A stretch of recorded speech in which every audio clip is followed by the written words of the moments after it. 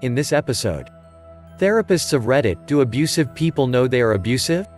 How are they justifying their behavior in their minds? Redditor commented, some people lack the self-awareness necessary to recognize that their behaviors is abusive. Often, people, even those who know their behaviors are abusive, use a skill called rationalization to make the abuse seem justified or less bad in their minds. For example, a person who attacks their significant other may believe that they deserved it because they were wasteful with resources or did not clean up after themselves. Unfortunately, as is often the case in wildly inappropriate behaviors, people sometimes tend to believe that their behaviors are justified given the circumstances. Redditor replied, my dad has BPD, and justified calling my brother and me worthless disappointments for weeks during my high school exams, because he said it as a joke, but throwing a tantrum at 4:20 a.m. aimed at your son working hard on a project isn't what I would call a joke. Redditor added, that takes me back, my mother has manic bipolarism, and you could literally watch her change weekly from being calm, to suddenly hyperactive and excitable to the point of acting rough, and then she gets into that final stage where she explodes to full-on hate and despair over every single thing. Then she looks relieved, happy and at ease after calling her own loved ones every harmful thing she could think of, while expecting all of us to think that it's just a joke and that we're all being stupid for taking it seriously, that is, expecting her to address it and explain herself. Which she hates doing and avoids it at all costs. And the cycle continues. Your dad seriously needs to get help. My mother was like that since I was 5, and now that I'm 30 she hasn't even changed a bit. Redditor replied, that is why I divorced my wife and the kids are with me. Redditor commented, I have borderline personality disorder and this shit is real. I used to always feel so irritated and frustrated, and as soon as something happened that I could blame it on, I did. I was perpetually unhappy and constantly looking for a retroactive reason. I got myself into a metric fuck ton of therapy, found medication that works, and life has never been the same. I'm at the point where medical professionals who meet me now express doubts that I have BPD, but I do. I'm just healthy and stable. It's so important to recognize life as livable, even when you're suffering from something that sometimes makes it harder. It's definitely livable and you have the potential to be stable. Redditor replied, I relate with this. I have BPD and also suffered some awful abuse in my life.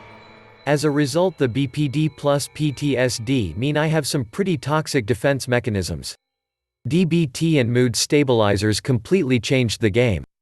I am also now at a point where my BPD is so mild people doubt I have it. Shit, sometimes I even forget it's a problem until it flares a little bit. It's an amazing feeling to look back on how crazy you were and see how far you've come. Redditor added, yep. Sometimes it definitely flares up and I have to use special coping skills. Redditor commented, I felt like I have BPD for a while now, and struggling to get help with it. Redditor replied, for me, it was really relieving to get diagnosed. I finally felt like there was a tangible reason, other than I'm a shitty person, for why I always felt so horrible. I also have bipolar, and safe antidepressants plus a mood stabilizer changed my life. But that is in addition to vigilant therapy. I cannot recommend DBT enough. The doctor who diagnosed me gave me sage words of advice. This is a reaction, not a disorder, and we worked on changing that narrative. Redditor commented, wow. I have had 3 people in my life very close to me with BPD, my dad, my current partner and my childhood best friend, and I have tried for years to get them help.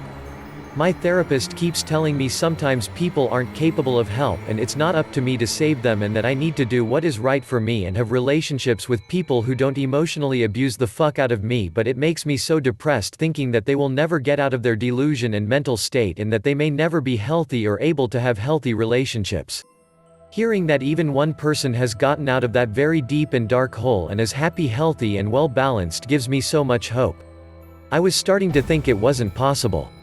Redditor replied, it is not up to you at all, your therapist is right. You can help them, but in the end you are only as strong as their willpower to handle and cope with this. They can get out of this, but it is not your responsibility, and please make sure to always out your own air mask in first. Redditor added, thank you.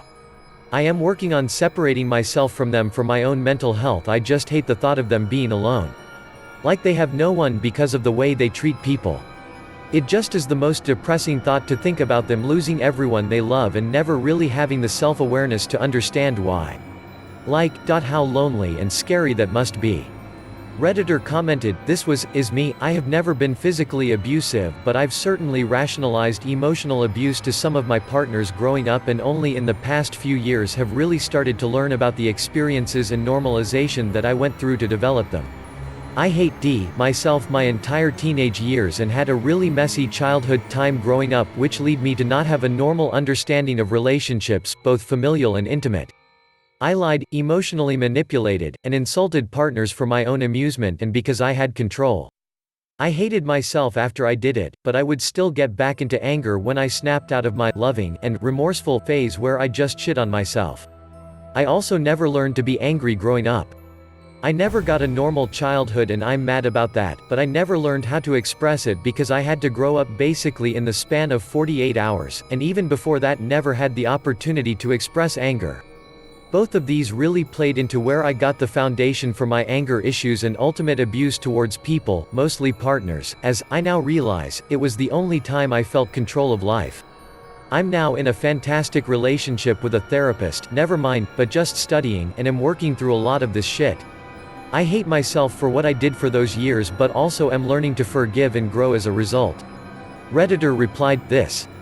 You can also develop abusive coping mechanisms to deal with abuse, and then those pop up in non-abusive situations. These can be things like manipulation, deflection, yelling, intimidation, etc. Redditor commented, in my experience, people are unaware of their abusive behavior because they were raised that way and as natural or invisible to them, they have absolutely not reflected on their impact on others. They live blinkered in their own reality, and kind of like an elephant, tramp around squishing other people's perspectives and experiences. It's like their perspective is somewhat narcissistic, they exclude other people's voices. They don't leave any space for you, they never see you. But they do reflexively react to you in sort of an automated way. So it's not actually possible to discuss things, one-on-one, with them, because they will not leave room for another perspective. In fact, they will go out of their way to stomp out your perspective, they are threatened. In this space is where verbal abuse and physical abuse happens. And my impression is that this attitude is some sort of reflexive, defensive mechanism for their ego, against personal reflection and vulnerability and feelings. Or they don't actually want to interact with me and go out of their way to shut me up, talk over me, hammer at me to get me to agree or not listen. In addition, their attitude is that they are somewhat better than me, and I am less than them. That unequal power dynamic seems like the natural order to them.